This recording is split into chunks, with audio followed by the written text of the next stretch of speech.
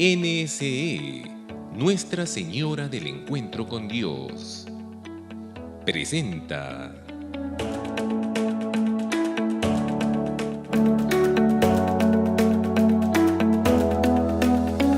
organizado por el Arzobispado de Arequipa.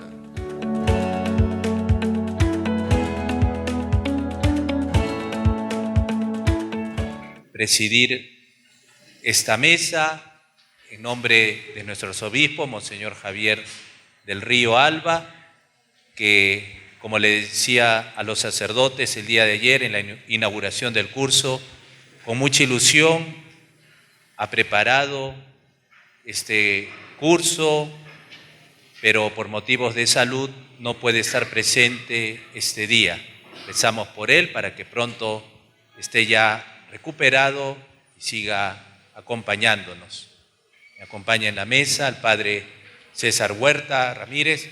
Él es vicario episcopal de la pastoral, encargado del centro pastoral San Juan Pablo II.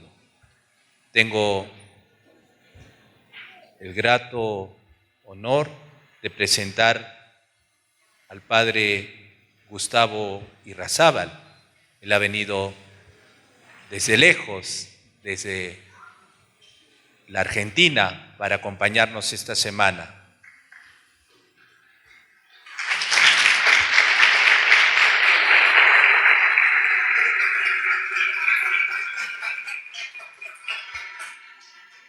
Antes de ser sacerdote, se recibió de abogado, luego en ese camino vocacional, el Señor lo guió hacia el sacerdocio, incardinado en la Arquidiócesis de Buenos Aires, ordenado en 1991.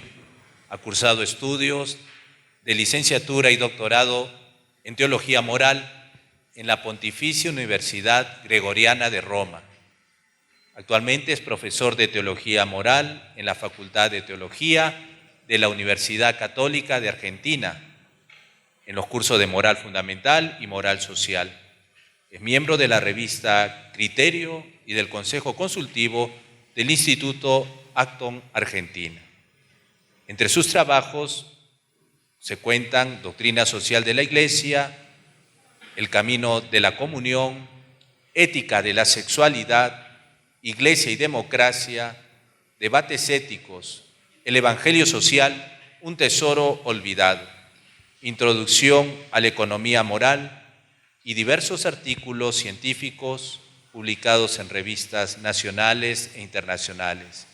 Pero sobre todo es un amigo que ha venido a compartir lo que él ha podido aprender a lo largo de estos años y con esa sencillez y profundidad que hemos notado en estos días los sacerdotes, viene también a querer enseñar a ustedes, los laicos de la Arquidiócesis de Arequipa. Aquí, padre Gustavo, hay representantes de las parroquias, de diversos grupos, instituciones, hermandades, cofradías, movimientos y nuevas realidades eclesiales. Padre Gustavo me decía, ¿y tantas sillas han puesto? No, pero no se preocupe que se van a llenar. Y creo que no nos hemos equivocado, se ha cumplido. Por cierto, aquí delante hay unos sitios libres para los que quieran que estén muy atrás y luego no vean lo que se va a proyectar. En fin, padre Gustavo, gracias nuevamente y estoy seguro que todos estos hermanos nuestros están ávidos de escucharlo y de poder también tener un acercamiento serio y directo con la doctrina social de la Iglesia. Bienvenido.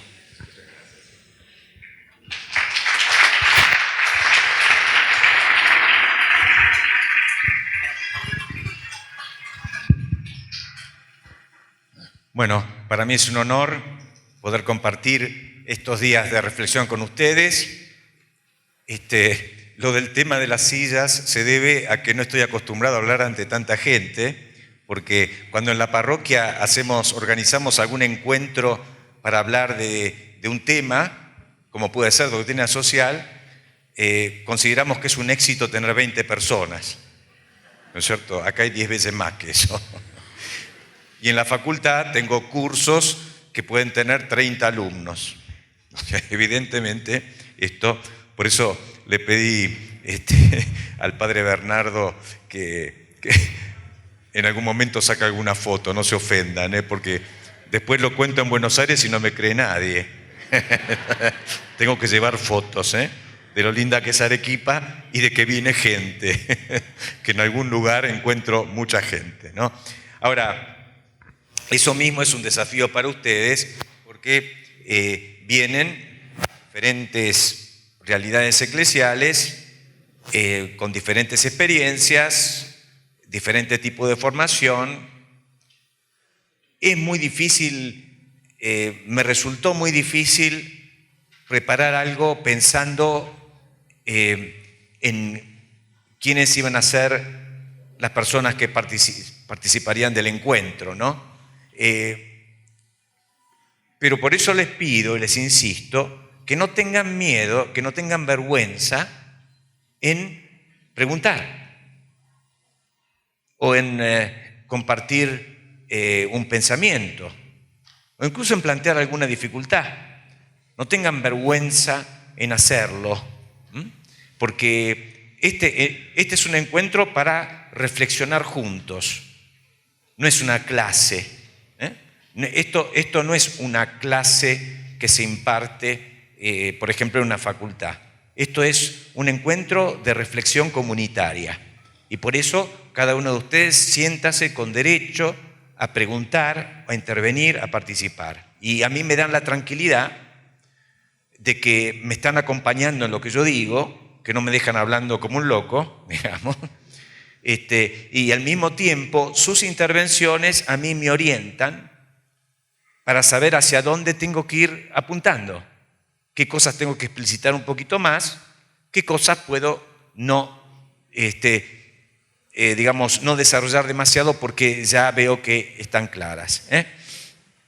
Ahora, en el caso de este curso, ustedes habrán notado, no se trata de toda la doctrina social, sino que vamos a hablar de ciertos temas particulares. Hoy el tema del trabajo, ¿no? Lo cual tiene su problema porque no está la introducción más general a la doctrina social, pero tiene su ventaja, y es que podemos profundizar un poquito más, que si uno tiene que presentar un panorama de todos los temas. Entonces, vamos a poder profundizar un poquito más en este tema del trabajo y en aquello sobre lo cual ustedes sientan una mayor inquietud. Así que voy a pedir ahora, si es posible, que ya empecemos a proyectar el PowerPoint que nos va a ayudar un poquito en la exposición. Por lo pronto, en el tema del trabajo, mientras ponen el PowerPoint, les cuento una anécdota. El trabajo no es algo fácil de valorar en toda su importancia. Y yo les cuento una pequeña anécdota que venía medio pensando cuando veníamos hacia acá. Yo tengo una familiar, tenía porque lamentablemente falleció, pero que me contaba con frecuencia esto, que cuando era joven, ella,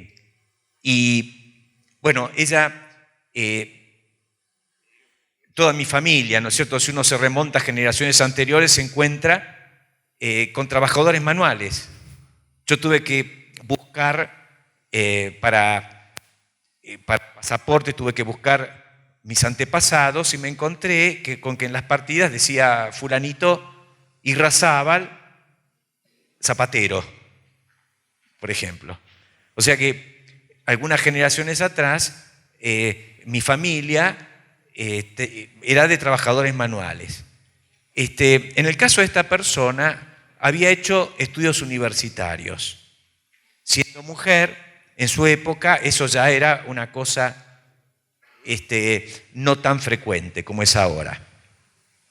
Y me decía que cuando salía con algún pretendiente, le miraba las manos.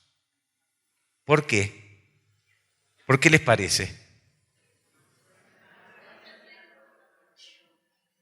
Para ver si eran manos de trabajador manual o manos de personas que trabajaban en su escritorio.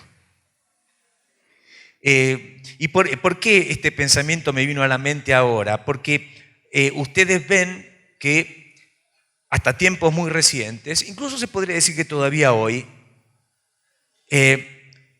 la valoración del trabajo está muy afectada por prejuicios, que precisamente hoy yo quisiera poner en evidencia para que podamos superarlos. Prejuicios. De que de alguna manera ciertos trabajos valen y ciertos trabajos no valen. Es decir, que depende qué trabajo uno hace, ese trabajo vale. O a veces se podría decir lo siguiente, que hay algunas actividades que son trabajo y por lo tanto se los llama trabajadores a los que las desempeñan, y hay otras actividades que no se llaman trabajo. Eso también pasa.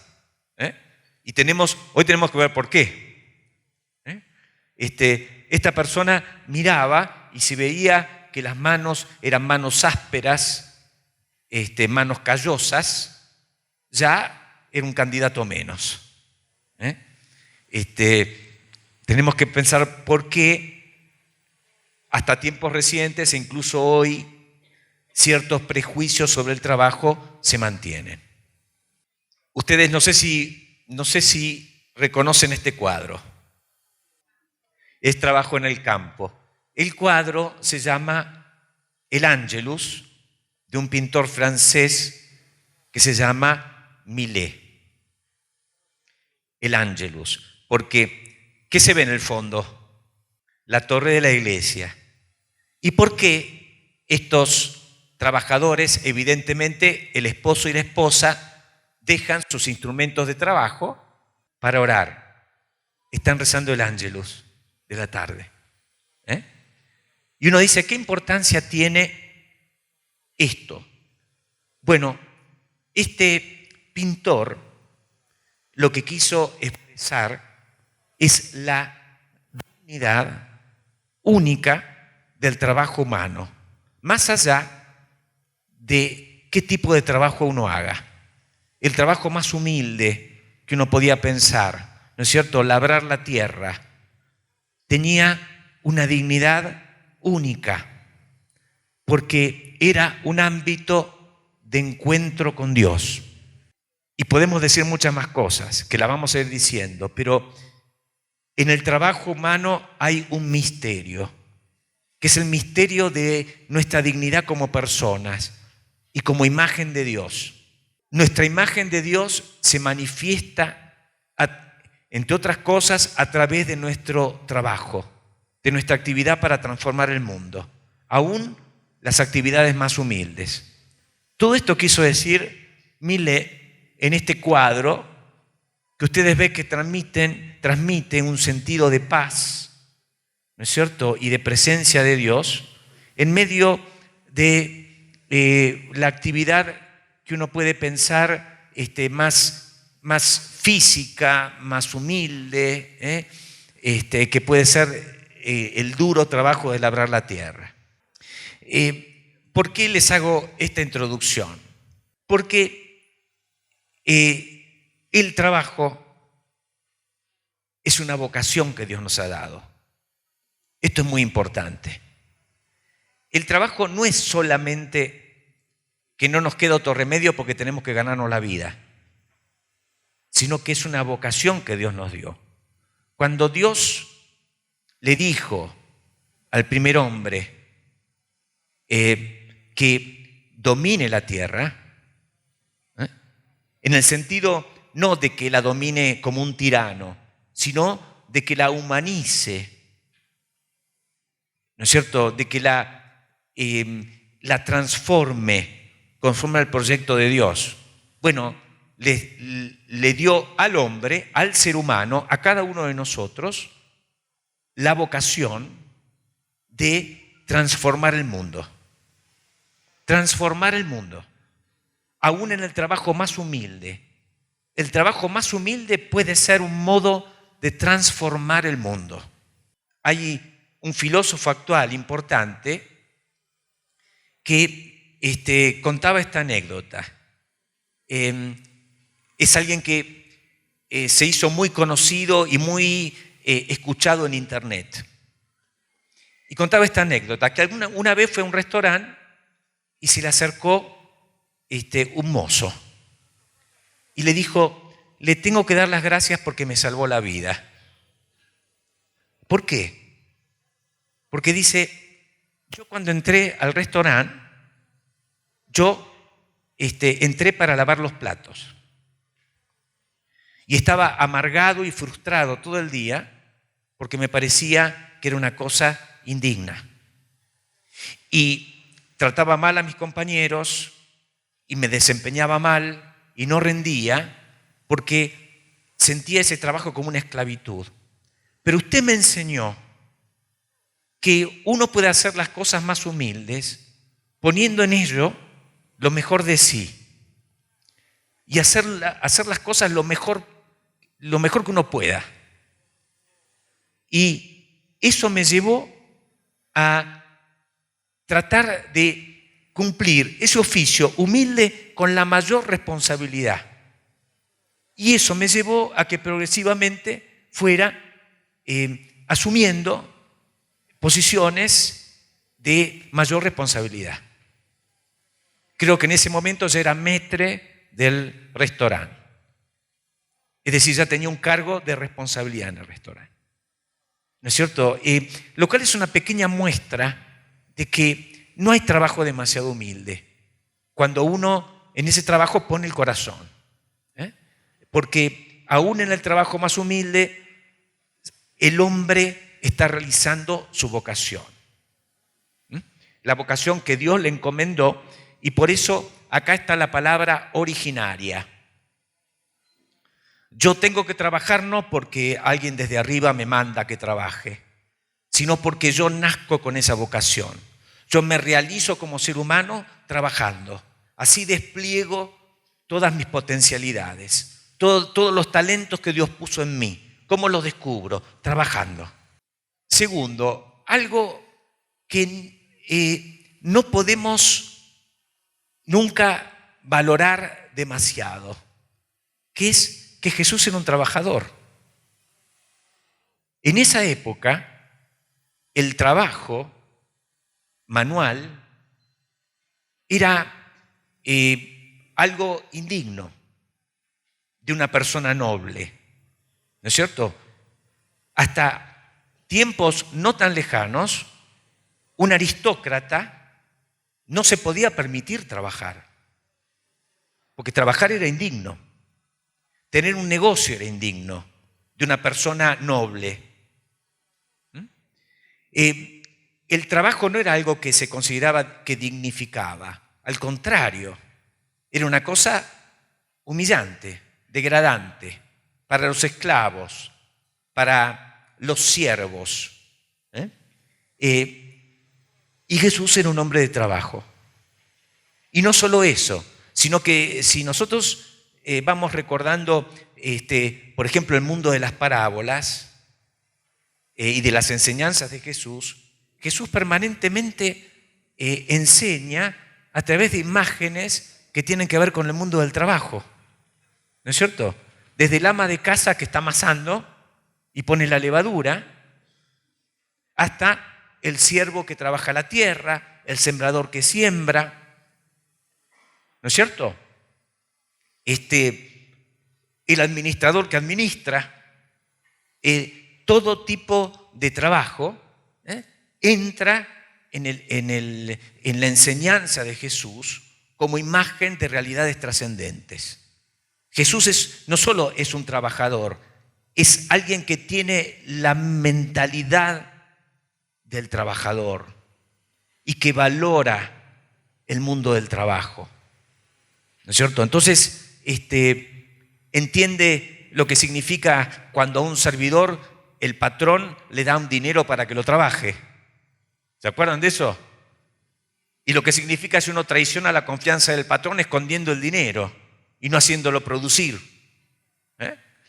Así que aún Jesús tenía una idea muy clara de lo que era el manejo del dinero y manejarlo responsablemente y productivamente. Construir una torre.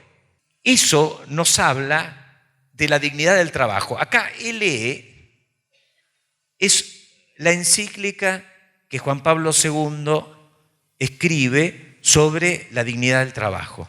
Se llama Laborem Exercens. Si ustedes buscan Laborem Exercens en internet, van a tener ahí la encíclica, y en la encíclica hay toda una parte que se llama el Evangelio del Trabajo.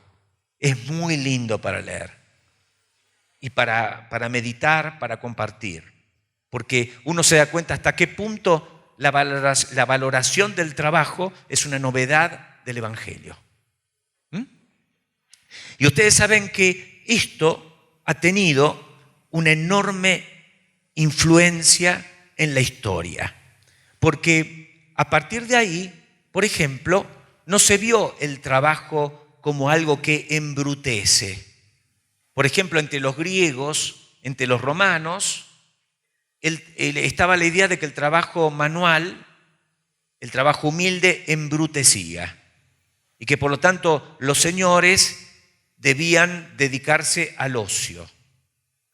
Lo cual no significa necesariamente tirarse en la cama, pero significa ocupaciones en las cuales uno no tenga que trabajar con las manos. Entonces, en Grecia, por ejemplo, un ciudadano ateniense se dedicaba a los asuntos públicos o a filosofar, como Aristóteles.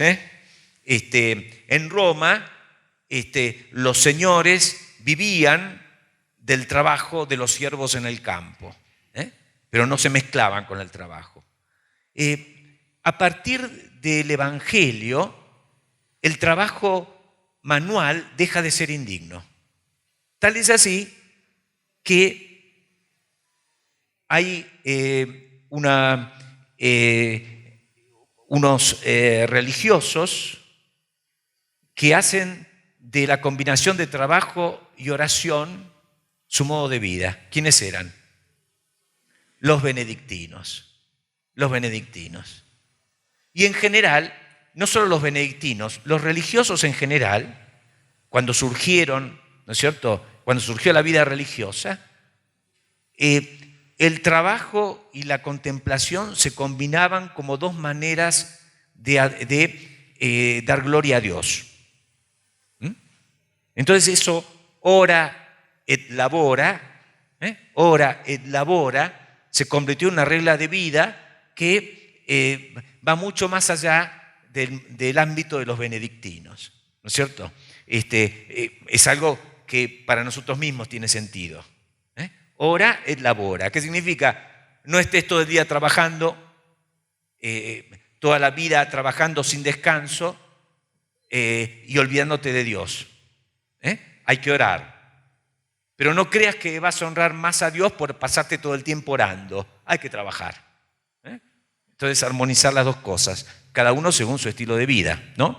Entonces, los padres ya no ven más, los padres de la iglesia, es decir, los santos autores de los primeros siglos de la iglesia, ya no veían en el trabajo un opus servile, que significa una obra servil propia de un siervo, sino que lo veían como un opus humanum, como un obrar, una actividad propia del ser humano y expresiva de su dignidad, como un servicio a los otros, un servicio a la creación y un servicio a Dios. Incluso surge la idea importantísima en realidad se explicita, porque es una idea que está desde el principio de la Biblia, de que el hombre con su trabajo prolonga la acción creadora de Dios. ¿Lo escucharon ese pensamiento? Ahora que rezamos vísperas, hay en la liturgia de las horas hay un himno que se reza en los días de semana, yo no me acuerdo en qué semana, pero dice: y tú, Señor, prolongas en sus pequeñas manos tus manos poderosas, y estáis los dos de cuerpo entero, así creando, así velando por las cosas. Entonces, en nuestras pequeñas manos, Dios prolonga sus manos poderosas. Y de alguna manera nosotros estamos participando de la actividad creadora de Dios. Ahora, ¿por qué nosotros podemos decir que en realidad aún el trabajo más humilde es, si uno lo hace, si uno pone el corazón, es una actividad que a uno lo dignifica, lo hace más humano, lo plenifica? ¿Por qué podemos decir esto? Bueno, Juan Pablo II dice en la encíclica que acabamos de mencionar, dice lo siguiente: en el trabajo hay como dos dimensiones. Una dimensión es la dimensión objetiva. ¿Qué es lo que hago? Y ese qué puede ser muy humilde. Yo puedo ser un cajero en un supermercado que simplemente hoy en día ni siquiera tiene que entrar el precio de los productos, sino que los pasa por la maquinita que lee el código y te dice cuánto es. Yo puedo ser un cajero en un supermercado.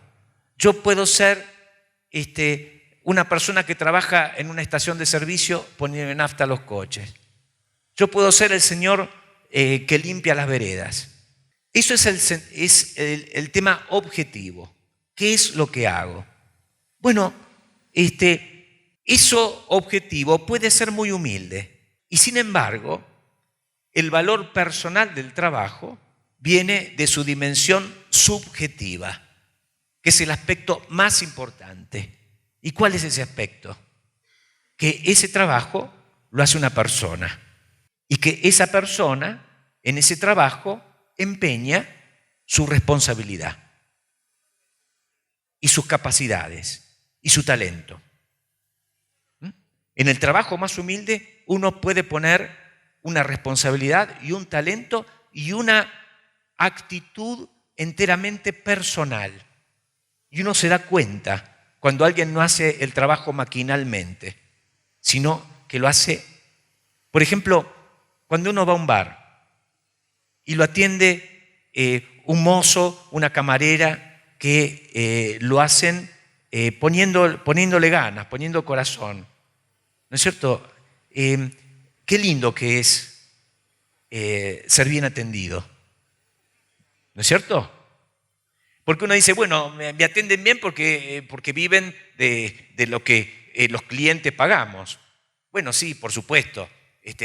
No te atienden bien porque te aman de todo corazón y quisieran compartir la vida con vos para siempre. No, no es eso. Es una gentileza comercial, pero sigue siendo una gentileza que uno agradece. Yo me acuerdo en ciertos lugares que uno dice, Señor, le dice al que atiende el negocio, Señor, ¿me podría decir dónde están estos productos? Fíjese por allá. No sé si les ha pasado. En algunos lugares los que atienden son especialmente maleducados. Fíjese por allá. Pero no encuentro, y si no hay, no hay. Pasa. Pero qué lindo. A mí me ha pasado también que estoy mirando a ver que no sé bien qué comprar y se me acerca un vendedor, una vendedora y me dice, Señor, ¿lo puedo ayudar en algo? Mira, acá veo un montón de zapatillas, yo me tengo que comprar zapatillas, pero veo un montón de zapatillas y no, la verdad que no sé por qué esta vale más, por qué esta vale menos. Mire, estas tienen estas características, estas tienen esta otra, estas son buenas para esto. Y uno dice, gracias a Dios, porque encontré a alguien que es amable. Y uno la amabilidad en ese ámbito la valora muchísimo. Bueno, de eso se trata. La dimensión subjetiva del trabajo. Y dice Juan Pablo II, la dimensión subjetiva del trabajo es más importante que la objetiva. En el fondo, no importa tanto qué haces, sino cómo lo haces. ¿Está claro eso? Entonces, aquí viene lo que puede hacernos entender estas dos anécdotas con las cuales empecé. El tema de el menosprecio del trabajo manual. ¿De dónde viene? De que se considera que la dimensión objetiva es más importante que la subjetiva. Entonces, si se trata de una persona que trabaja con las manos, eso es menos digno que si se trata de una persona que trabaja con la pluma, digamos, ¿no? Para poner una metáfora de lo que ya no es, con la pluma, con la computadora, hace trabajo intelectual. Y la otra cosa, el tema de que, por ejemplo, en el vocabulario ordinario, cuando se dice los trabajadores, ¿a quién se refiere? Normalmente, cuando uno escucha hablar los trabajadores, se refieren, por ejemplo, a los obreros en las fábricas, ¿no es cierto? A las personas que trabajan en relación de dependencia en trabajos humildes. Esos son los trabajadores. Ahora, un empresario no sería un trabajador. Un intelectual no sería un trabajador. Un profesor no sería un trabajador. Ven que esa denominación es un poco tendenciosa, porque es el otro extremo. Es decir, nosotros somos los que trabajamos, ustedes viven de nosotros. Los empresarios viven de nosotros, pero los que realmente trabajamos somos los obreros, no los empresarios, ¿no? Entonces acá, perdónenme que avance rápidamente con los temas. En todo caso, si terminamos antes, se abre a las preguntas o al diálogo, pero esto lleva también en la encíclica que menciono a un tema muy difícil en el mundo del trabajo, que es cómo se vinculan el trabajo y el capital. ¿Por qué? Porque la idea que primaba en el siglo XIX y que todavía hoy tiene muchos ecos, es la idea de que los obreros eran los trabajadores. ¿Y a qué se llama capital? Al dinero o a las máquinas o a las instalaciones de la fábrica, de la empresa. Eso sería el capital. Los recursos materiales, los instrumentos materiales de los cuales, con los cuales el trabajo produce. Eso sería el capital. Entonces, ¿qué ha sido el socialismo? El socialismo ha dicho que el trabajo, la labor y el capital son dos realidades inconciliables, que están en conflicto, en un conflicto inevitable. Esa es la lucha de clases, ¿no es cierto? Los trabajadores tienen intereses que son contradictorios con los empresarios y los capitalistas, los que ponen el capital. ¿Cómo se resuelve ese conflicto? Los trabajadores tienen que vencer a los empresarios. Tienen que los trabajadores imponerse en la sociedad y ser ellos sus propios empresarios. Eso dice el socialismo. ¿Por qué? Porque el socialismo dice lo siguiente: si lo que se produce es el fruto del trabajo, ¿el empresario para qué sirve? El empresario es el que te hace trabajar y que después se queda con la ganancia. Pero la ganancia es del trabajador, porque el trabajador es el que produce la riqueza. Cuando el empresario vende, por ejemplo, una lata de tomates, todo el valor de esa lata de tomates es el trabajo empleado en hacer la lata de tomates. En cultivar los tomates, en hacer las latas, en meter los tomates dentro de las latas.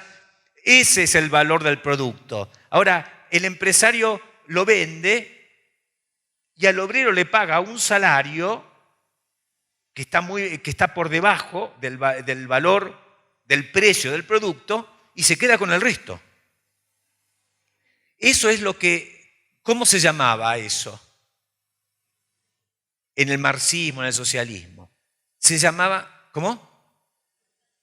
Bueno, es la explotación, pero la explotación se debe a que el empresario se queda con parte del valor del trabajo. Y eso es la plusvalía. Se llama la plusvalía, que significa lo que el empresario se queda indebidamente, pero que en realidad le corresponde al trabajador. Porque el empresario no hace nada relevante. El que pone el dinero no hace nada relevante. ¿No es cierto? Se sienta a ver cómo su dinero crece. Por eso se dice capitalismo. Capitalismo es una expresión de Marx. No exactamente de Marx, pero del marxismo. Que significa que uno se sienta, uno tiene dinero, se sienta a ver cómo el dinero crece.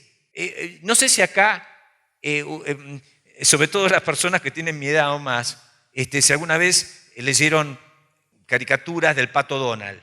Y en el Pato Donald, en la familia del Pato Donald, está Rico McPato, o el tío Rico. ¿Qué hace el tío Rico? El tío Rico nada, literalmente, en un mar de moneda de oro.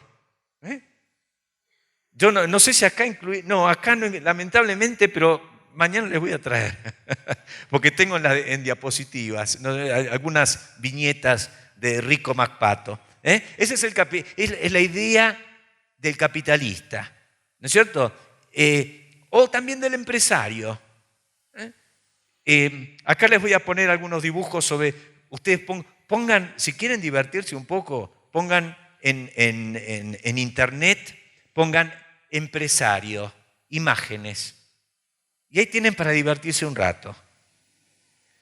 Yo algunas tengo acá, les voy a mostrar.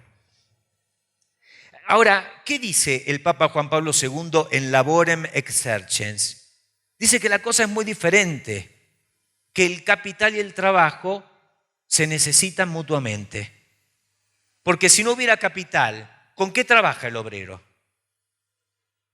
¿No es cierto? Y si no hubiera obreros, ¿qué hace el capitalista o el empresario con sus máquinas? Nada. Entonces se necesitan mutuamente. Esa es una primera respuesta para decir que en la sociedad lo que tienen que hacer los capitalistas y los trabajadores, todo entre comillas, los capitalistas y los trabajadores, lo que tienen que hacer es tener relaciones constructivas que permitan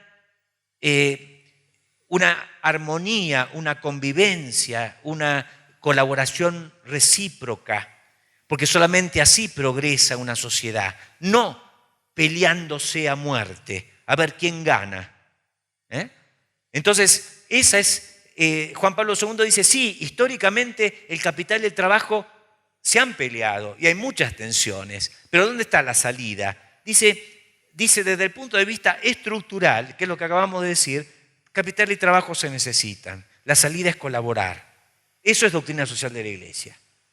Y eso la diferencia de otras reflexiones, incluso dentro de la Iglesia, que confían más en la lucha de clases. La doctrina social de la Iglesia condena la lucha de clases. Por eso dice, la antinomia, la lucha entre trabajo y capital, no tiene su origen en la estructura del proceso de producción, sino que tiene lugar en la mente humana. Es una cuestión ideológica que lleva a la lucha de clases. Eso es lo que tenemos que evitar. Es cierto que ya yendo al mundo moderno, las condiciones de trabajo en el siglo XIX sobre todo y en las primeras décadas del siglo XX, incluso en los países más ricos, eran condiciones que hoy nos aterran. Yo, por una cuestión de tiempo, no puedo exponerles algunos textos de informes sobre el trabajo infantil a mediados del siglo XIX por ejemplo, en las fábricas textiles de Francia o en las minas de carbón en Inglaterra. Pero son informes espeluznantes. Y fíjense, esto no es siglo XIX, esto es primeras décadas del siglo XX. Fíjense el trabajo infantil. El 20% de toda la fuerza laboral de los Estados Unidos, imagínense en otros países, era infantil. Era trabajo infantil. Es decir, que hay un problema histórico con la dignidad del trabajo. Otro tema que también debemos tener presente, que es que incluso en el siglo XX, la mayor parte del trabajo era trabajo físico. O sea que predominaba el trabajo físico. Y cuando se hablaba del trabajador o el mundo de los trabajadores, se hablaba sobre todo del mundo de los que trabajaban con trabajos físicos. ¿No es cierto? Yo acá les pongo un cuadro de un pintor argentino, de un barrio muy tradicional de Buenos Aires, barrio de inmigrantes, La Boca. De ahí viene Boca Juniors. No sé si alguno escuchó Boca Juniors. Bueno, Boca Juniors es de La Boca. Quinquela Martín es un pintor de la primera mitad del siglo XX que pintaba cómo era el trabajo de los trabajadores del puerto. Y fíjense, contra el reflejo plateado del agua, las siluetas de los trabajadores. ¿Qué están haciendo ahí? Hombreando bolsas pesadas, ¿no es cierto? Y subiendo para estibarlas en los barcos. Eso es un reflejo de la preponderancia que tenía el trabajo físico. El aspecto físico del trabajo tiene una enorme importancia. Después van a ver por qué se los digo. Pero por ahora tengan presente esto. El trabajo en condiciones durísimas, el trabajo preponderantemente físico. Esa es un poco la historia del trabajo, ¿no? Esta otra, fíjense, que es con el mismo motivo. El trabajo en el puerto, ¿no? Esto es el curso de agua, lo llamamos el riachuelo. Y alguien me dijo hoy que Chili significa riachuelo. ¿Será cierto? Claro, sí. Pero parece que la palabra significa riachuelo. Bueno, nosotros también tenemos un riachuelo.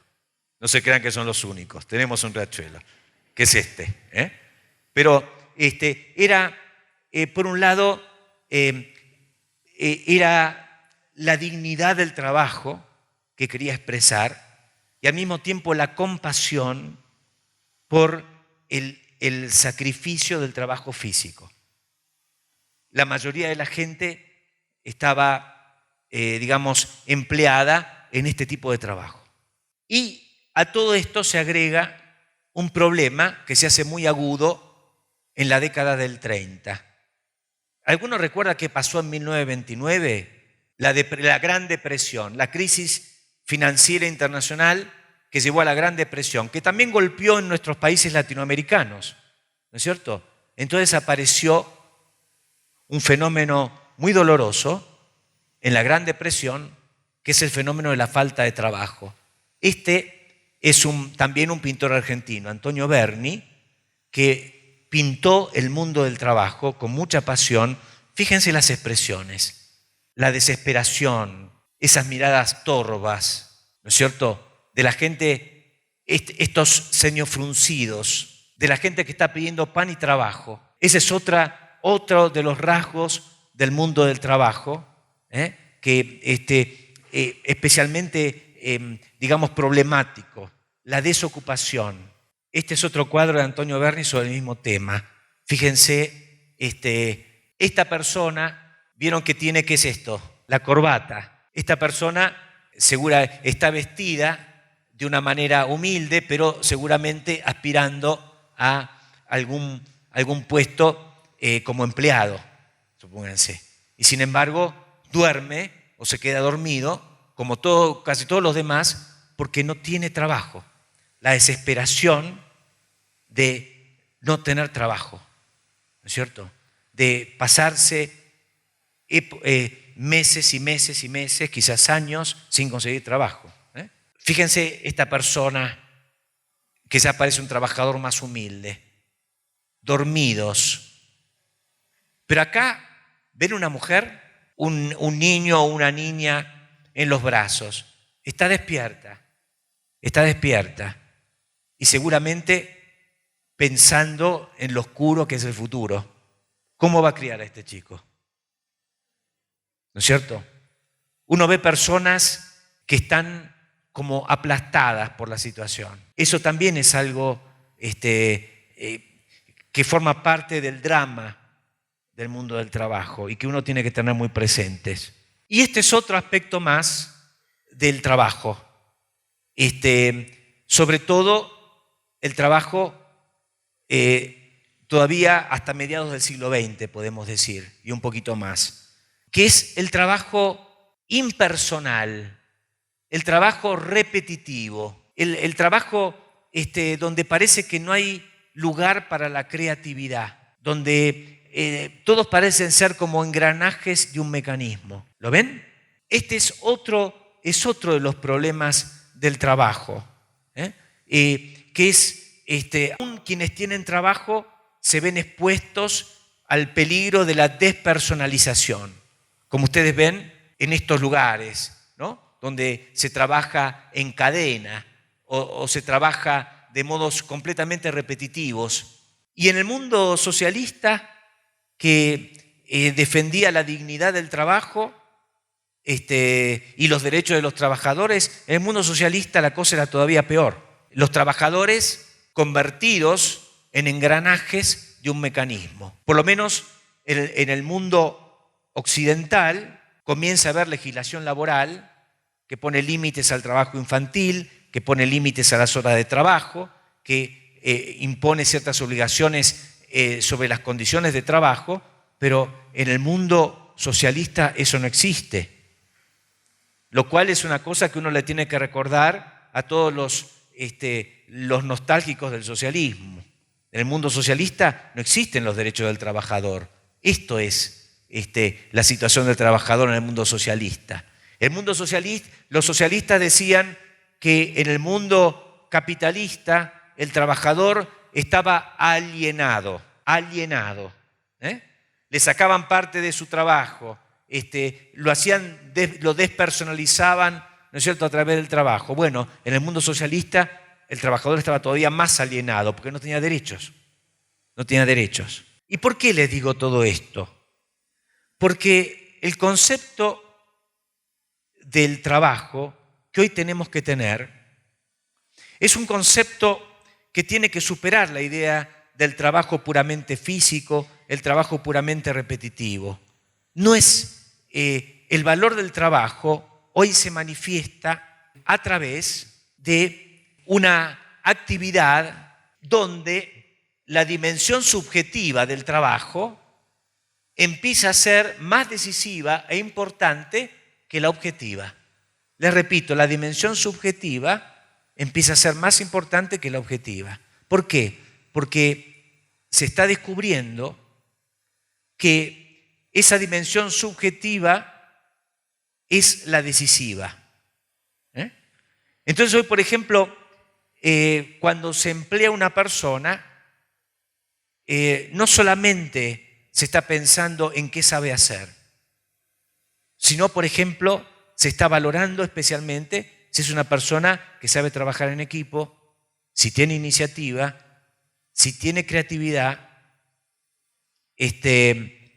si tiene dedicación, si es confiable.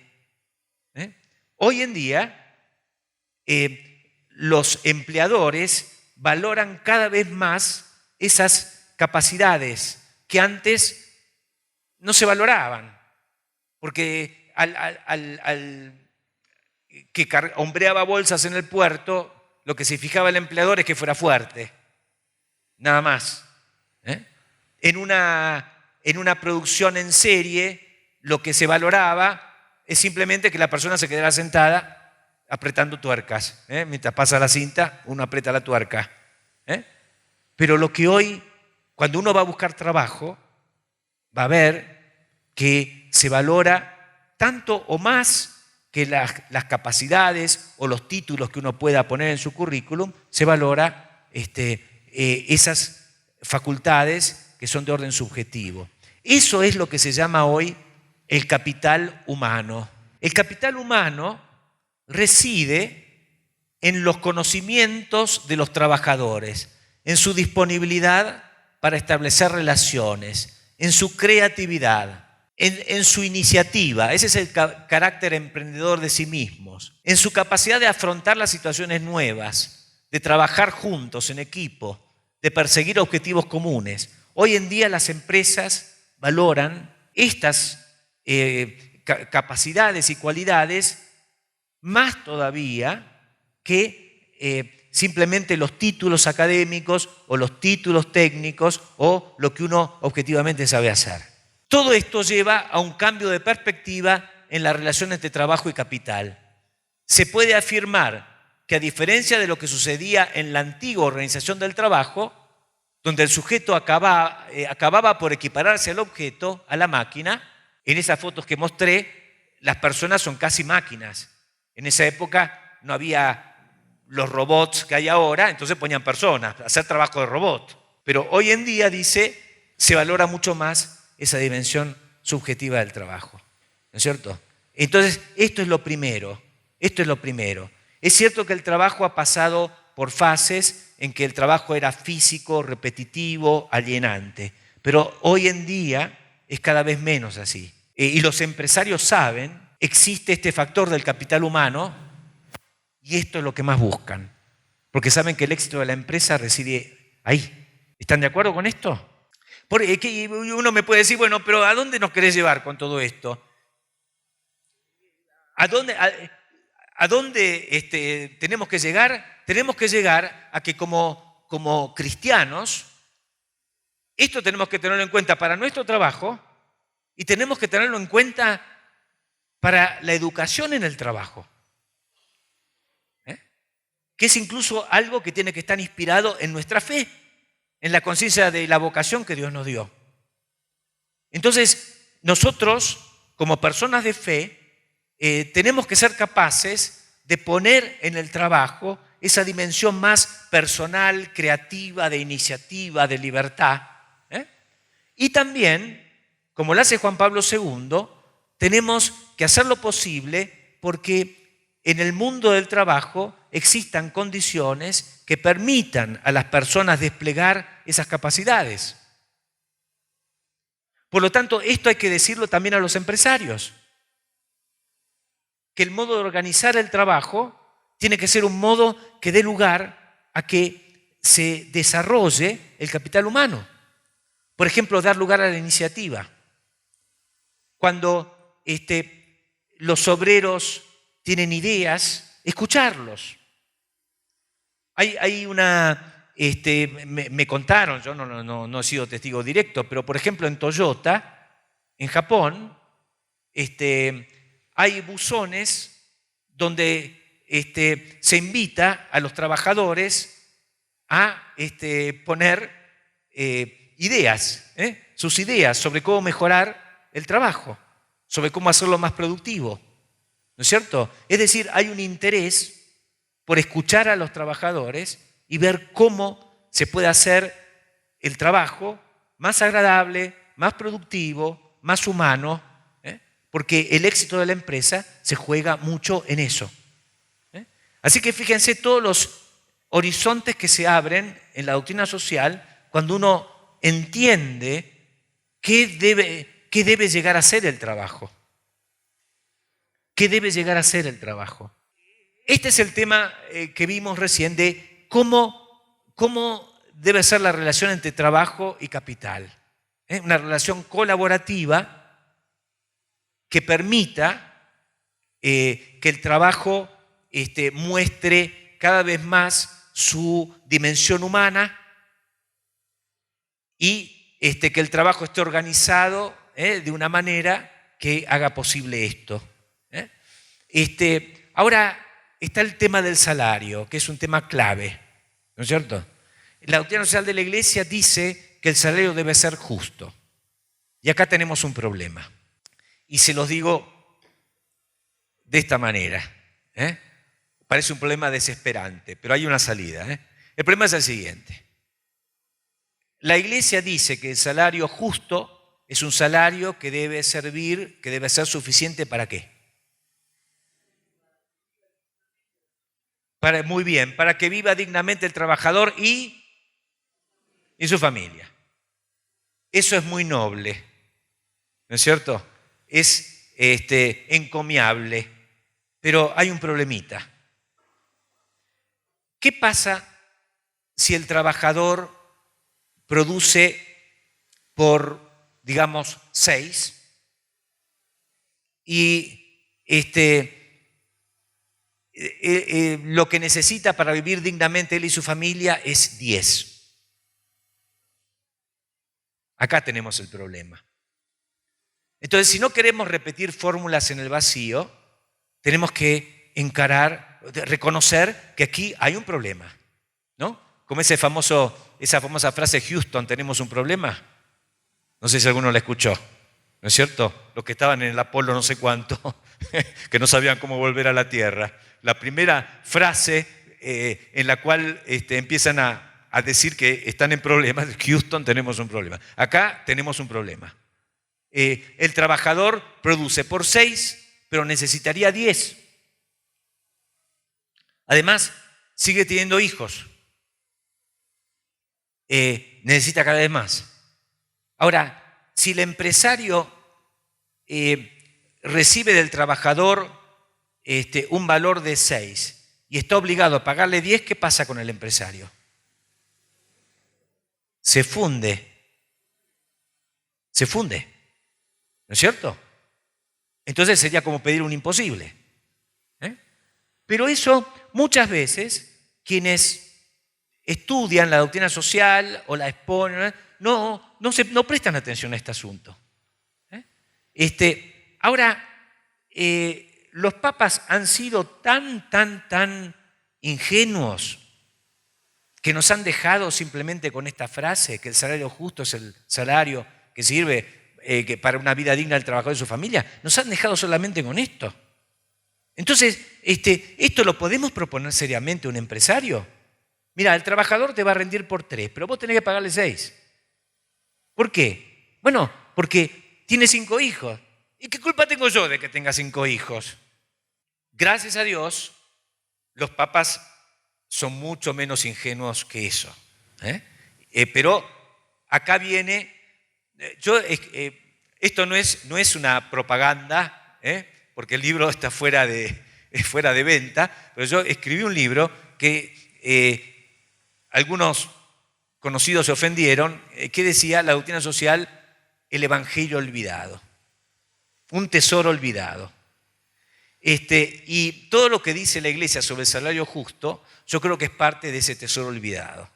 Vamos a ver un poquito. León XIII. Si alguno no lo vio en fotos, se los presento. León XIII. Incluso hay un video de León XIII, ¿sabían? Si uno pone León XIII en YouTube, le aparece un video de León XIII. Así que si quieren conocerlo personalmente, tienen un video a disposición. Bueno, ¿qué dice León XIII? León XIII dice, para establecer la medida del salario con justicia hay que considerar muchas razones. Muchas razones. Es decir, no una sola. Lo que hemos mencionado es una razón. Pero ya León XIII decía que tener en cuenta muchas cosas, no una sola. Y de acá es Pío XI. Y dice, queda rechazada totalmente la ligereza, es decir, la superficialidad, la imprudencia de aquellos según los cuales esta dificilísima cuestión puede resolverse con el fácil recurso a la aplicación de una regla única. Entonces, acá tenemos un primer paso. Estamos ante un problema complejo que no tiene una solución fácil. ¿Estamos de acuerdo con eso? Bueno, entonces ese es el principio de la sabiduría.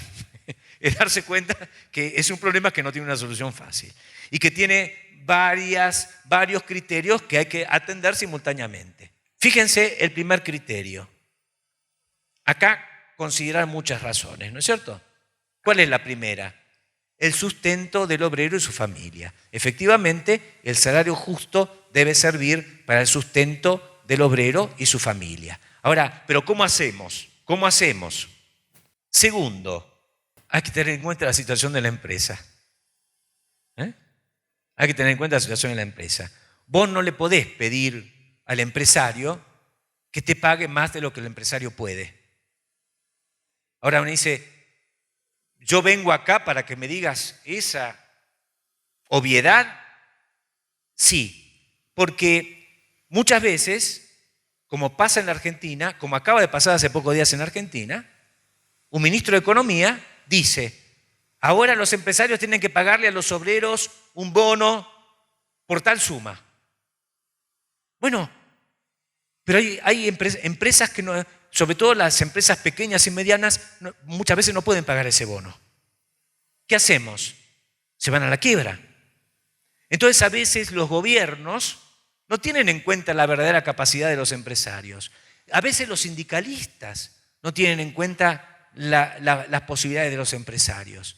Y se corre el riesgo de que por reclamos excesivos fundan, es decir, hagan fundir la misma actividad que los mantiene, que les da su sustento. Entonces, la situación de la empresa, esto lo dice Pío XI, las exigencias del bien común. ¿Y esto qué significa? Las exigencias del bien común significan que un trabajador no puede exigir salarios que estén por encima de lo que la economía del país aguanta. En la Argentina, digo en la Argentina porque si me meto con Perú, que no conozco bien, puedo decir cosas que no corresponden. Ustedes verán si se aplican a su país o no. Pero en la Argentina, sobre todo los gremios más poderosos, que son aquellos que pueden paralizar el país, a veces se aprovechan de su poder para exigir salarios que están muy, muy por encima de lo que gana el trabajador medio. Y eso es algo que afecta al bien común. Es algo que afecta negativamente al bien común. ¿Se entiende eso? Ya vamos 3 criterios. Cuarto, la justa proporción entre los salarios. Acá de vuelta.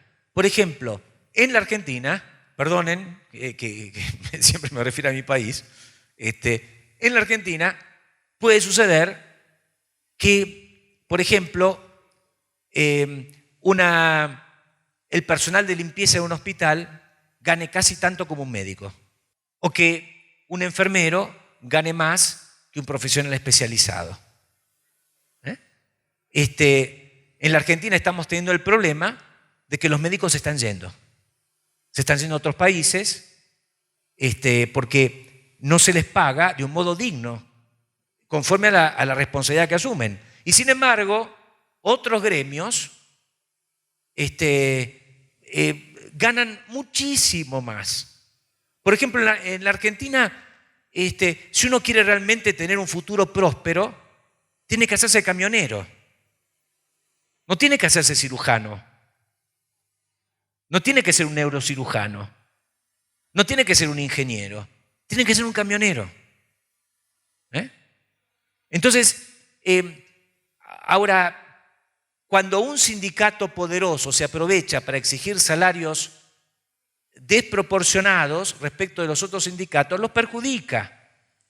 Porque el esfuerzo por responder a esos reclamos va en desmedro de los demás trabajadores, de los otros sindicatos que no son tan poderosos. Entonces, un sindicalista responsable tiene que tener presente que su reclamo tiene que ser proporcional a los reclamos de otras actividades. No puede decir, ¿a mí qué me importa? Yo, por ejemplo, en la Argentina dicen, yo te paro el país. Yo soy del gremio de los ferrocarriles, te paro el ferrocarril. Te paro, te bloqueo las rutas. Te subo los camiones a la Plaza de Mayo, la plaza central de Buenos Aires. ¿Y qué pasa con los gremios que no tienen esa capacidad de amenaza? ¿No es cierto?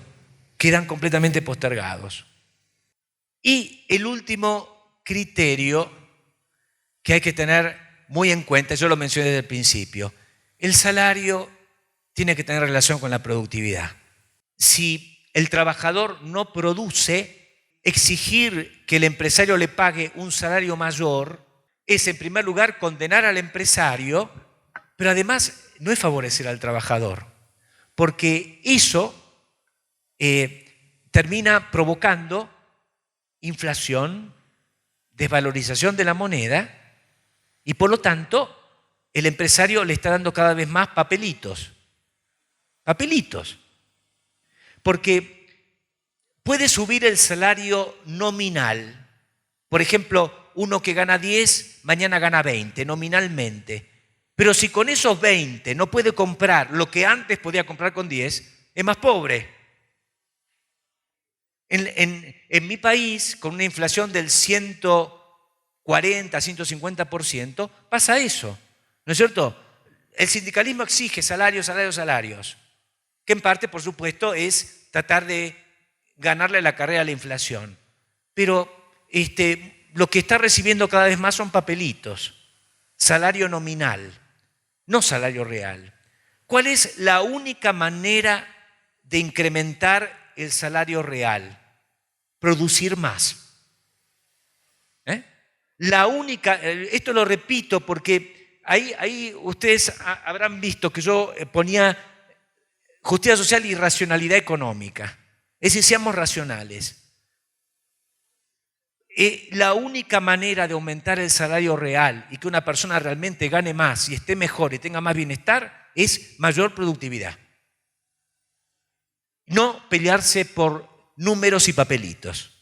Entonces, yo acá les voy a dejar, yo veo que alguno toma mucha nota, pero yo el PowerPoint se los voy a dejar. Así que no se preocupen tanto yo acá les dejo lo que dice el Papa Pío XI en su encíclica Quadragesimo Anno, para que vean que todo lo que les acabo de decir no lo inventé.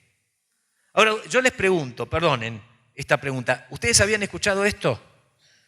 No.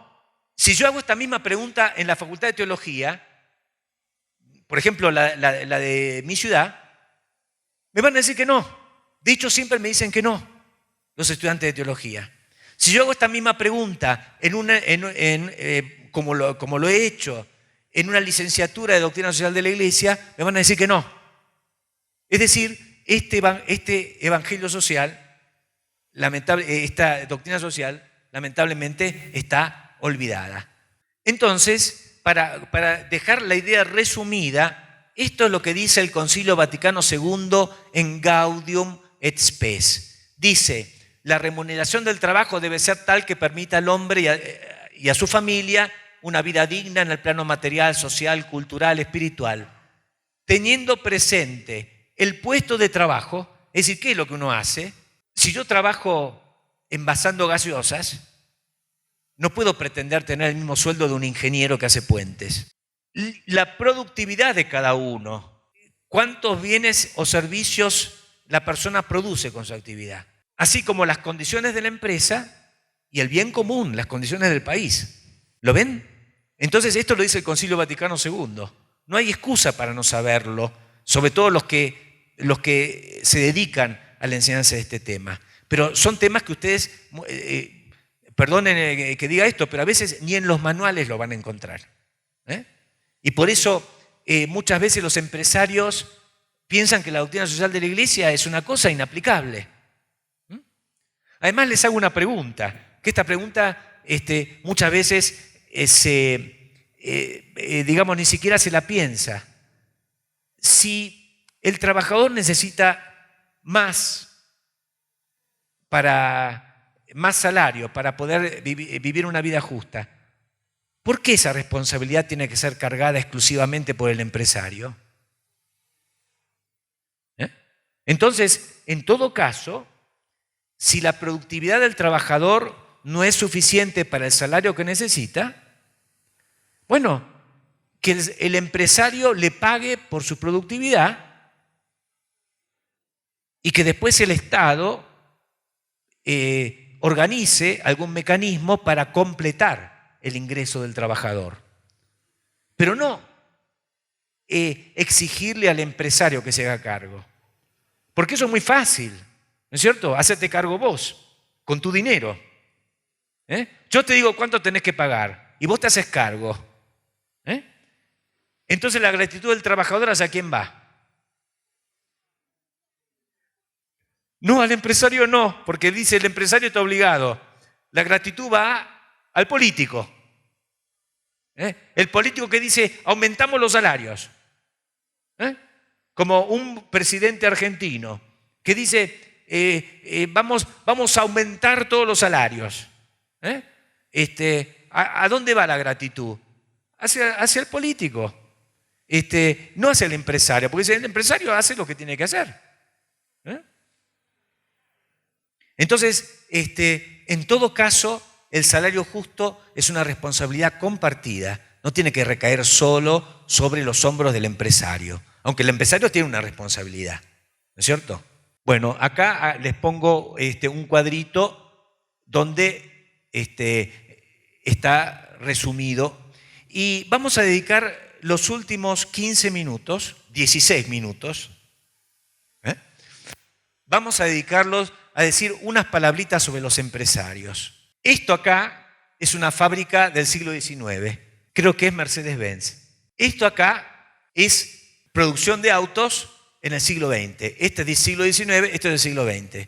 Fíjense la diferencia abismal, ¿no es cierto? Y esto, ¿por qué lo puse acá? Porque es un empresario que tiene una pyme. ¿Saben lo que es una pyme? Una empresa pequeña o mediana. ¿Por qué lo puse ahí? Porque uno cuando escucha empresario, ¿qué se imagina? Se imagina un ricachón con una cadena de oro y un reloj de oro, ¿no es cierto?, que mete en el bolsillo de su chaleco, porque siempre usan chaleco los empresarios, ¿sabían? Y siempre van de traje y siempre tienen un habano en la boca, que van masticando. Son así los empresarios, siempre. No. Un empresario de una pyme, por ejemplo, acá está trabajando a la par de su empleado. Ese es el empresario concreto, muchas veces. No es el gran empresario de Apple, sino que es el pequeño empresario que trabaja a la par, si no más, que sus empleados. Y además, algo que muchas veces no se tiene en cuenta, es el último en cobrar. ¿Por qué? Porque el empresario, ¿qué tiene que hacer primero? Tiene que pagar a los trabajadores, tiene que pagar a los proveedores, tiene que pagar las cuentas de luz, la cuenta de gas, la cuenta de todo lo que utiliza, tiene que pagar el arreglo de las máquinas y el mantenimiento de las máquinas. ¿Cuándo terminó de pagar eso junto con los impuestos, que en la Argentina equivalen a la mitad del valor del producto? ¿No es cierto? En la Argentina, si uno compra un paquete de fideos, ¿saben cuántos son los impuestos? La mitad. Si alguien se dedica a producir soja, ¿sabe cuánto cobra, cuánto gana? Es decir, ¿cuánto gana? ¿Cuánto dinero le queda para empezar a pagar proveedores, pagar semillas, pagar fertilizantes? La mitad, ¿no es cierto? La mitad se la quita el Estado. Pero dejando de lado eso, una vez que pagó todas esas cosas, ¿sí queda algo? Eso va al empresario. Esa es la ganancia del empresario. A veces cuando se habla de la ganancia del empresario y se dice el lucro, se piensa que el empresario se llena de oro, ¿no es cierto? Ni bien empieza con la empresa. La realidad es que de 10 empresas que se inician, 2 sobreviven a los 5 años. ¿No es cierto? Y eso en el mejor de los casos. Y de las que sobreviven, muchas empiezan a dar ganancias después de varios años de trabajo o a pérdida, o quedando parejo. Entonces hay que aprender a comprender el esfuerzo, el riesgo, la entrega que supone la actividad empresarial. Que eso en nuestros países no se valora suficientemente. No sé qué opinión tienen ustedes. Entonces, si uno quiere estar a la altura de la doctrina social actual, tiene que reconocer que la actividad empresarial es una vocación, un llamamiento humano y cristiano. Esto lo dice un documento de la Santa Sede sobre la vocación empresarial. Es una vocación. ¿Ustedes alguna vez escucharon hablar de la actividad empresarial como vocación? No. Lamentablemente es así. A los empresarios, en general, los pastores, ¿qué hacen? Los retan, porque son demasiado avaros, avariciosos, porque les gusta demasiado el lucro, porque no dan suficiente trabajo a los trabajadores. Los retan. Pero todavía hay una dificultad para valorar realmente lo que es la vocación empresarial. Si nosotros acabamos de decir que en el trabajo humano lo más importante es el factor subjetivo de la persona, que lo más importante es la creatividad, la iniciativa, el espíritu emprendedor, yo ahora les pregunto, ¿el empresario es un trabajador o no es un trabajador? Sí que es un trabajador. Entonces, en la terminología que dice trabajadores por un lado, empresarios por el otro, que está queriendo decir que el empresario se mira el ombligo mientras hace trabajar a los otros como esclavos, bueno, eso tiene una ideología detrás. El empresario es un trabajador. ¿Y cuál es el trabajo del empresario? El empresario, a su manera, cumple con la vocación de hacer fructificar la tierra y dominarla. Este hombre era Enrique Shaw, un empresario argentino que murió en los años 60, un hombre sumamente religioso, sumamente inteligente, y que realizó su actividad empresarial con un profundo espíritu cristiano. Está en proceso de beatificación. Entonces, ¿por qué lo pongo ahí? Esta diapositiva la hice obviamente para Buenos Aires, para la Argentina, digamos. Lo pongo ahí para decirles, un empresario puede ser santo. Un empresario puede ser santo. No necesariamente lo es, pero puede ser santo. La otra vez cuando alguien me preguntaba, bueno, vos antes de hacerte cura, fuiste abogado. Sí, y bueno, ¿y entonces cómo después te quisiste hacer cura?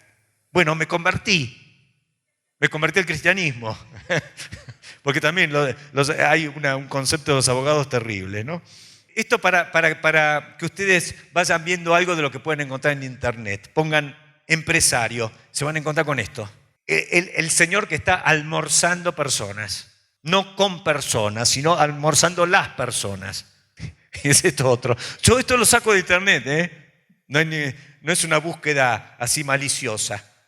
Está comiendo billetes mientras el trabajador está tratando de matar el hambre con esa comida frugal. La actividad empresaria no es avidez y codicia. La actividad empresaria es una actividad que requiere un montón de virtudes. Por ejemplo, el empresario tiene que ser una persona laboriosa, diligente, que tenga prudencia para asumir riesgos razonables, porque está exponiendo su futuro económico al iniciar una empresa. Debe ser fiable, debe ser leal en las relaciones interpersonales. Resolución de ánimo frente a la ejecución de decisiones difíciles, pero necesarias para el trabajo común en la empresa. ¿No es cierto? Afrontar los eventuales reveses de la fortuna. ¿Cuántas veces los empresarios tienen que volver a empezar más de una vez la actividad? ¿No es cierto? Después de un fracaso. Y más en países como el mío, donde vivimos de sacudón en sacudón, de terremoto económico en terremoto económico y los empresarios no saben de dónde agarrarse para permanecer en actividad. ¿No es cierto? Entonces, la actividad empresaria, lejos de ser una actividad puramente pragmática, inescrupulosa, de sacarle los ojos al vecino, es una actividad que no logra éxito si no va acompañada de una serie de virtudes. Por supuesto, hay malos empresarios, pero el mal empresario no realiza correctamente el sentido de la actividad empresaria. Entonces, acá les dejo una lista de virtudes que el empresario necesita incluso para tener éxito como empresario, no solo para entrar en el cielo. El empresario tiene la función de combinar los factores de producción. Por ejemplo, la tierra, el trabajo, el capital y después, ¿qué es esta lamparita? No es la luz eléctrica, ¿qué es? La idea. Lo principal en la actividad empresarial es, tengo una idea.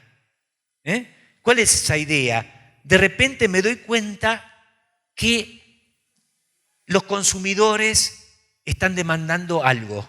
Y yo tengo una idea para responder a esa demanda.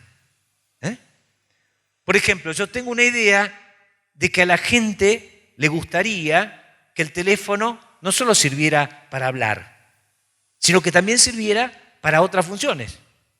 Y ahí apareció el iPhone o los teléfonos inteligentes. Yo tengo la idea de que a la gente no solamente le gustaría comer arroz, sino que le gustaría cuando llega la noche, en vez de tener que pensar en la salsa para el arroz, que directamente ponerles en el paquete de arroz la salsa, para que ya la puedan echar en el agua y ya el arroz se cocine con ese gusto. Bueno, tuve una idea. Yo sé que hay gente que le gusta comer el yogur con pequeños chips de chocolate o con cereales. Entonces, ¿saben lo que voy a hacer? Voy a venderles el yogur y arriba un pequeño recipiente con cereales, con chocolate, con otras cositas para mezclar el yogur y que no sea tan aburrido. Idea empresaria, ¿no es cierto? Voy a hacer zapatos, pero que no tengan cordones. Así uno se los pone más fácil. Eso es la vocación empresaria. El empresario no es que se levante y dice, quiero tener dinero. ¿Qué puedo hacer? Pongo una empresa. No. El empresario se levanta y dice, tengo una idea. Si consigo el dinero, voy a tratar de llevarla adelante. Ahora, ¿qué importancia tiene eso? Tiene la importancia de que las economías prósperas son economías que permiten que los empresarios puedan realizar sus ideas.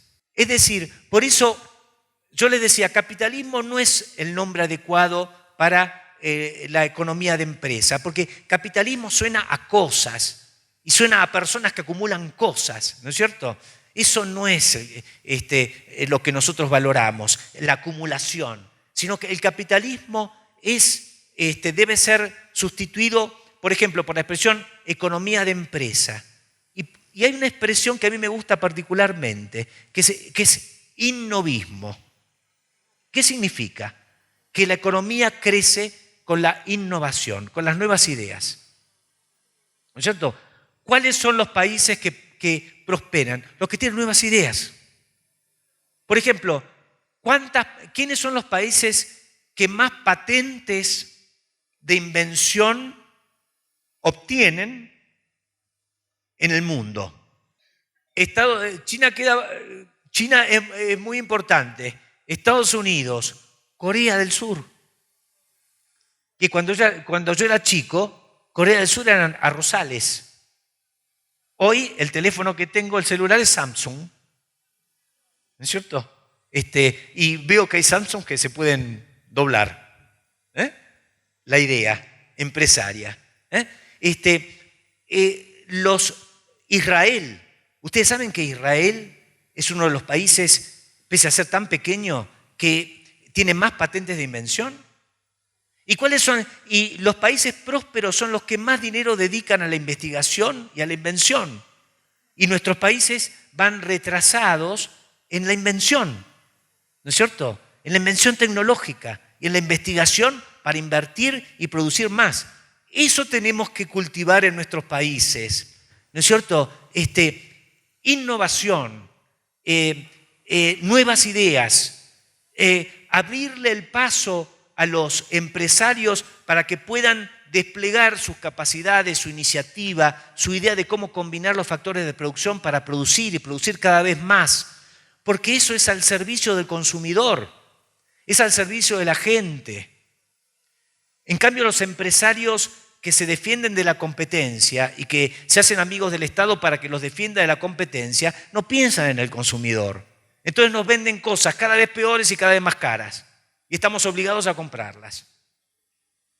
Entonces, nosotros, católicos, si entendemos la doctrina social de la Iglesia, a los empresarios lo primero que tenemos que decirle no es cuidado con el lucro, den trabajo, cuidado con explotar a la gente. No, lo primero que tenemos que decirles, sean buenos empresarios. Y el buen empresario no es el que sale de la empresa a repartir fideos en el barrio vecino. El buen empresario es el que produce bienes y servicios que responden a las necesidades de la gente y a lo que la gente reclama, al que el consumidor reclama. Ese es el buen empresario. Y esa es la colaboración que hace el empresario al bien común. Y si algo tenemos que hacer en nuestros países es incentivar la vocación empresaria en vez de retar a los empresarios y ponerles dificultades. Hoy estábamos hablando, con esto termino, les prometo que termino. Ya me pasé un minuto, bueno, me van a dar un minuto. Pero con esto termino. Un economista peruano, Hernando de Soto, hizo esta experiencia. Contrató 2 estudiantes de Derecho, les dio 4 máquinas de coser, un pequeño emprendimiento y les dijo, inscríbanla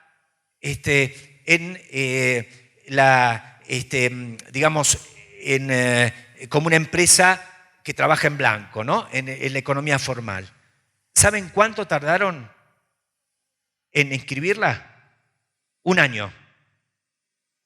Ahora, hoy a la mañana me decían que ahora es mucho más breve. Bueno, bendito sea Dios. Y tiene que ser todavía más breve. En Holanda se hace en 48 horas. Y tenemos que llegar a eso.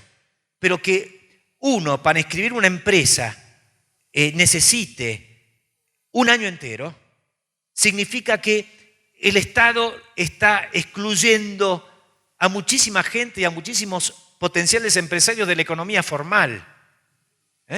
Y eso es lo que Hernando de Soto dice que impide que los países progresen. No que falten empresarios, el espíritu empresario sobra, pero nuestras sociedades muchas veces no dan las condiciones para que los empresarios realmente puedan desplegar su actividad. Así que bueno, terminamos con esto.